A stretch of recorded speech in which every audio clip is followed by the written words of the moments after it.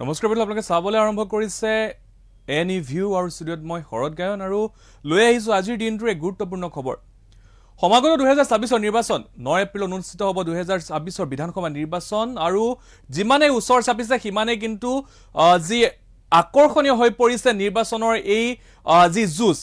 যিহেতুকে এইবাৰ নিৰ্বাচনৰ চেণ্ট্ৰেল গুৱাহাটীত দুগৰাকীকৈ এগৰাকী জ্যেষ্ঠ বিজেপি নেতা আৰু আনগৰাকী হৈছে অজাপৰ অৰ্থাৎ অসম জাতীয় পৰিষদৰ কনিষ্ঠ যিগৰাকী যুৱতী অৰ্থাৎ নিৰ্বাচন খেলিবলৈ আগবঢ়া দেখিবলৈ পোৱা গৈছে আৰু তাৰ মাজতে বিভিন্ন সময় বিভিন্ন তথ্য পোহৰলৈ অহা দেখিবলৈ পোৱা গৈছে। যিহেতুকে যিগৰাকী বিজয় গুপ্তা আৰু কুংকি চৌধুৰীৰ মাজত এবাৰ যুঁজখন হ'ব চেণ্ট্ৰেল গুৱাহাটী আনসমূহ ডিষ্ট্ৰিক্টৰ লগতে আনসমূহ সমষ্টিৰ লগতে কিন্তু এই চেণ্ট্ৰেল গুৱাহাটী সমষ্টিক লৈও কিন্তু বহুত জল্পনা কল্পনা আৰম্ভ হোৱা দেখিবলৈ পোৱা গৈছে।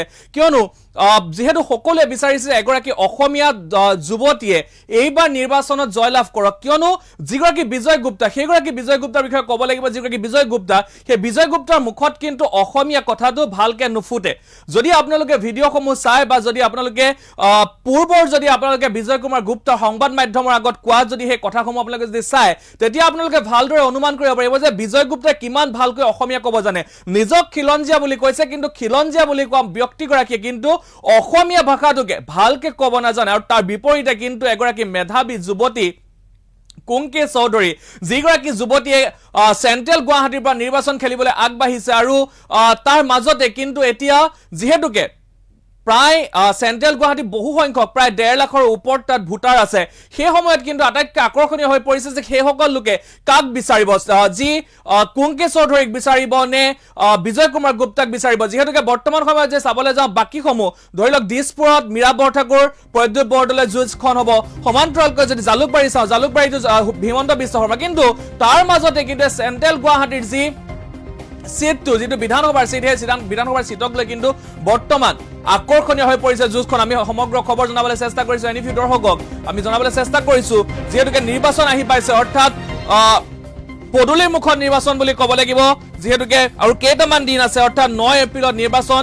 9 এপ্ৰিলৰ দিনা সকলোৱে ভোট দিবলৈ যাব, কিন্তু ভোট দিবলৈ যোৱাৰ আগত এতিয়া যদি মই ক'বলৈ যাওঁ যিহেতু চেণ্ট্ৰেল গুৱাহাটীত বৰ্তমান যদি চাবলৈ যাওঁ 52,000 অসমীয়া মানুহ আছে চেণ্ট্ৰেল গুৱাহাটীত সমান্তৰালকৈ, কিন্তু 1 লাখৰ ওপৰত যি 1 লাখৰ ওপৰত আছে তাত হিন্দীভাষী লোক।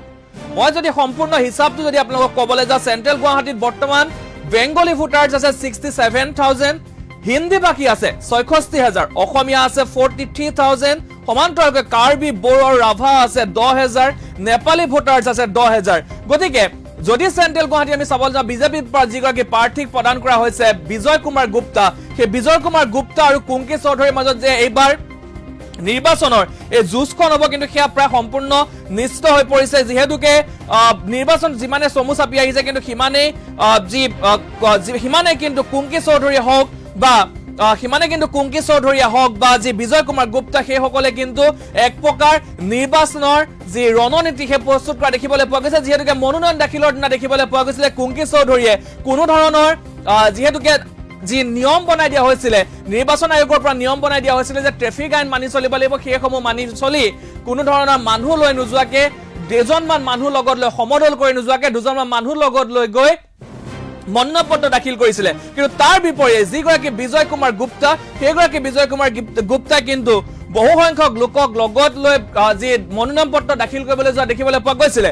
সমান্তৰালকৈ যদি আমি চাবলৈ যাওঁ আনসমূহতকৈ কিন্তু চেণ্ট্ৰেল গুৱাহাটীৰ যি যুঁজখন যিহেতুকে এগৰাকী অনা অসমীয়া ব্যক্তিক তাত টিকট প্ৰদান কৰা হৈছিলে, বিজেপিৰ তৰফৰ পৰা অনা অসমীয়া ব্যক্তিক তাত টিকট প্ৰদান কৰা হৈছিলে। সমান্তৰালকৈ এগৰাকী কনিষ্ঠ অসমীয়া যুৱতী যি অজাপৰ তৰফৰ পৰা প্ৰদান কৰা হৈছিলে, অসম জাতীয় পৰিষদৰ তৰফৰ পৰা কুংকি চৌধুৰীক টিকট প্ৰদান কৰা হৈছিলে।